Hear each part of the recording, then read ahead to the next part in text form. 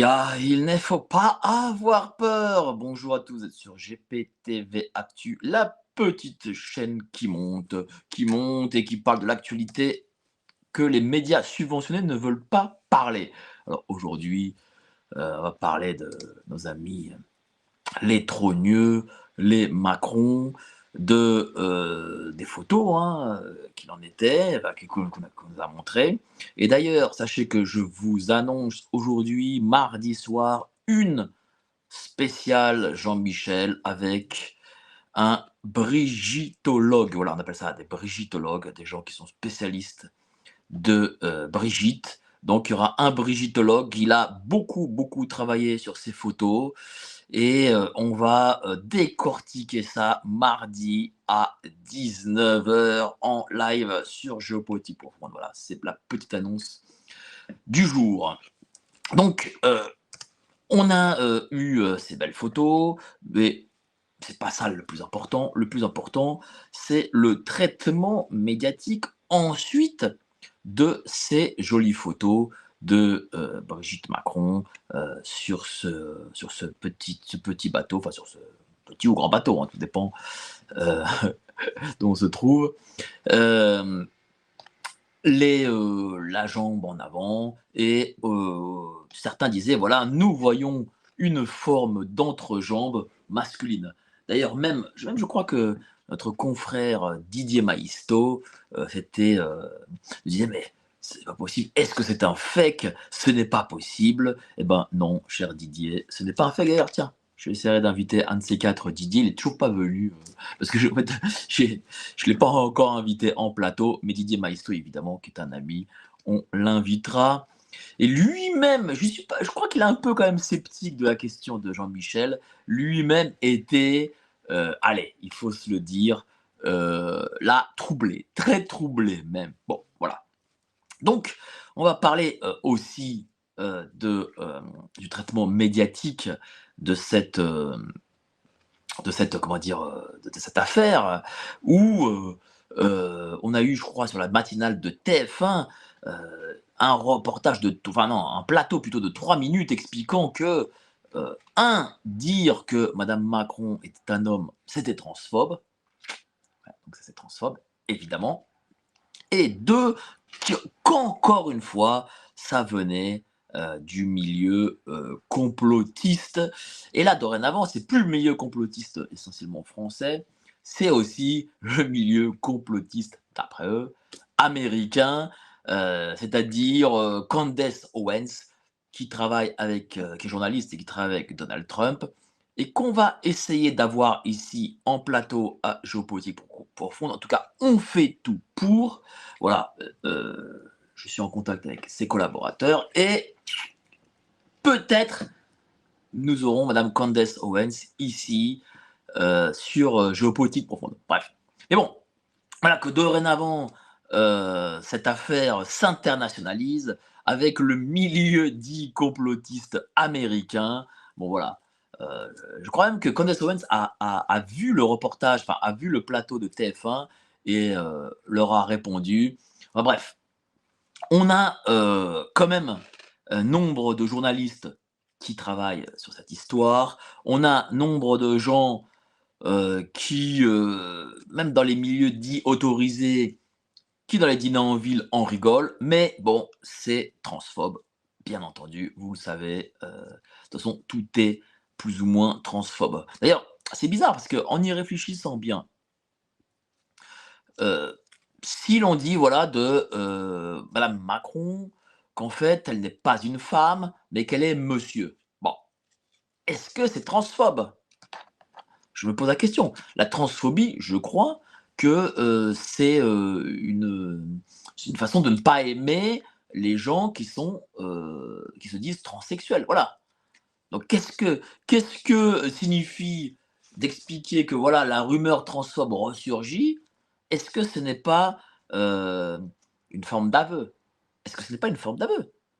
Parce que pourquoi dire que la rumeur est transphobe alors que là, sur cette question même, on ne dit pas qu'on aime ou qu'on n'aime pas, les gens, transsexuels, mais on dit que Madame Macron, en réalité, n'est pas Brigitte Macron, mais est Jean-Michel, c'est-à-dire son frère. Je vois pas, qu'est-ce qu'il y a de transphobe là-dedans? Dites-moi, n'hésitez pas à me dire, tiens, là, en commentaire, est-ce que, parler comme ils l'ont fait, parce qu'ils l'ont fait déjà la première fois, lorsque j'ai eu Natacha Ray, en décembre 2021, Libé déjà avait écrit, bah, évidemment en me citant, que, j'avais mis en scène une rumeur transphobe. Là, c'est à nouveau le cas. Donc dites-moi, est-ce que, peut-être que je suis bête, hein, peut-être que je ne comprends pas bien, mais est-ce que, dire de quelqu'un qui est un homme, qu'il est une femme, en réalité c'est une femme, ou vice versa, est-ce que, c'est, transphobe? Ça, je voudrais bien le savoir, je voudrais bien d'ailleurs le comprendre, parce que, voilà, nous n'avons pas dit, Madame Macron, oh là là, Madame Macron, vraiment, le fait qu'elle soit ceci, c'est dégueulasse parce qu'on n'aime pas ce type de personne. Non, nous avons une journaliste qui a enquêté pendant 3 ans, et qui explique que voilà, la personne, qui est à la femme, qui serait la femme de monsieur Macron, elle n'est pas ce qu'elle dit. Point barre! C'est tout. Il y a aucun jugement de valeur, il y a rien, d'insultant, contre, un groupe de personnes. Alors est-ce que, oui bon, c'est peut-être un peu insultant peut-être pour madame Macron, ça je ne dis pas. Ça, il faut voir, avec les juristes. C'est sûrement comment dire, un débat de juristes. Mais entre nous, enfin, moi, je ne vois pas où est la transphobie derrière. Voilà. Une femme, Natacha Ray, a fait une enquête de 3 ans. Souvent, on me dit oui, voilà, pourquoi tu donnes la parole à Natacha Ray? Mais parce que il faut aussi respecter le travail d'un journaliste. Enfin, je veux dire, elle a pris 3 ans de sa vie pour enquêter sur une affaire qui n'est pas n'importe quelle affaire. Je veux dire, il faut le respecter et il faut donner la parole.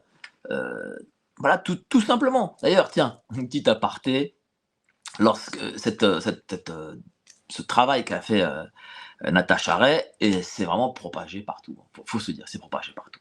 Euh, Rappelez-vous, j'ai reçu Sylvain Baron qui a fait un reportage là-bas à Zaporizhzhia. On a montré un extrait de ce reportage, dont une interview d'une dame à qui Sylvain Baron pose la question quel message enverrez-vous à Monsieur Macron? Et elle répond qu'il nous laisse tranquille, qu'il reste avec sa femme. Ah non, plutôt avec son mari. Ça veut dire que même dans ces coins, Zaporizhzhia, bon, faut se dire les choses, ce coin-là, c'est pas bon. C'est pas ultra peuplé, c'est un peu bon, c'est un peu la province, même pour pas dire la campagne, hein. Bon, c'est pas totalement la campagne, mais c'est pas non plus c'est pas non plus une mégapole. Le fait que même là-bas, au fin fond de ce coin, les gens sont au courant de cette rumeur hein, qui est troublante. Pour l'instant, rumeur, on n'a pas la preuve, il faut se dire les choses. Eh ben, ça veut dire que l'histoire est quand même passée, est partie quand même très, très, très, très loin. Bon, évidemment, on n'a pas, je n'ai pas la preuve, Xavier Poussard n'a pas la preuve. Xavier, je crois qu'il fera ou qu'il a fait, pardon, il l'a fait, une interview, il me l'a dit, je crois avant-hier, ouais, il a fait une interview avec Candace Owens, voilà, sur la chaîne de Candace Owens. Là, pour l'instant, je crois que c'est en post-prod. En tout cas, ça sortira très bientôt. Donc voilà, donc ça veut dire que Xavier, voilà, il a traversé l'Atlantique, va devenir une star en Amérique. Euh, mais ce que je veux dire, c'est que ça ne reste plus, ce n'est plus une rumeur. Ça devient un fait de société. Y a-t-il eu mensonge au sommet de l'État?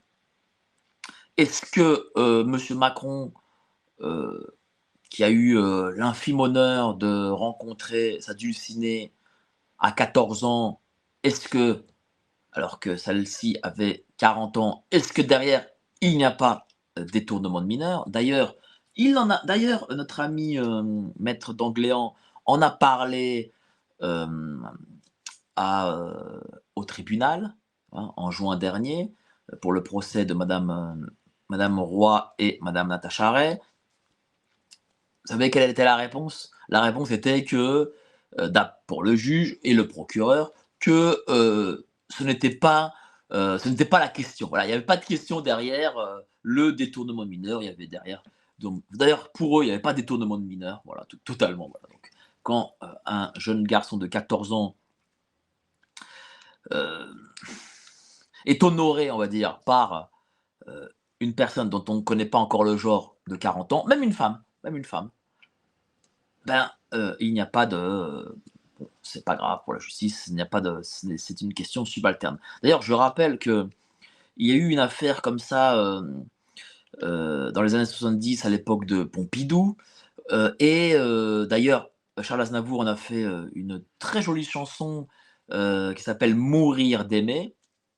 Eh bien, c'était l'histoire d'une prof qui était plus jeune, tiens, pour le coup, qui avait une trentaine d'années, un élève qui avait 16, 17 ans et elle a été mis manu militari en prison et il y a eu le drame, elle s'est suicidée en prison. Ça veut dire qu'en effet, c'est pénalement répréhensible.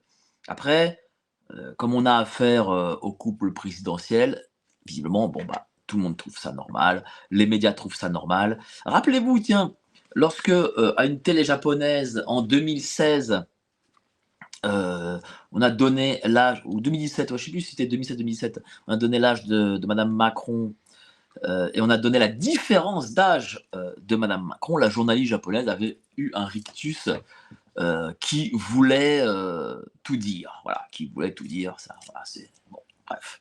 Mais bon, en France, les rictus, ils ne se le font pas. Vous savez très bien, quelle est la collision entre, les, médias subventionnés et l'État. Voilà, on les connaît. Évidemment, bah, déjà, j'ai déjà dit dans cette phrase, donc la subvention est évidemment, importante et bon, vaut mieux ne pas fâcher, l'État. Lorsque Valeurs Actuelles l'a fait, bon, la subvention, elle est partie comme ça, plus de subvention. Et pareil, pour François, bon, eux qui ne touchent pas de subvention, mais qui ne pourront pas défiscaliser, leurs dons. Ce qui, théoriquement est normalement, est dans la loi puisque, les journaux peuvent défiscaliser, leurs dons. Voilà, enfin, c'est pas défiscaliser, pardon. Vous, lorsque vous faites un don, vous pouvez être défiscalisé. Alerte Info. Géopolitique profonde prend sa place dans le paysage médiatique français. Bonsoir à tous, vous êtes sur Géopolitique Profonde, la chaîne qui est là pour remplacer les médias subventionnés. On investit maintenant la rue et on veut vous entendre. Le gouvernement de M. Macron nous a obligés et nous a enfermés chez nous. Mais on a besoin de votre soutien. Alors cliquez sur le bouton j'aime pour nous soutenir.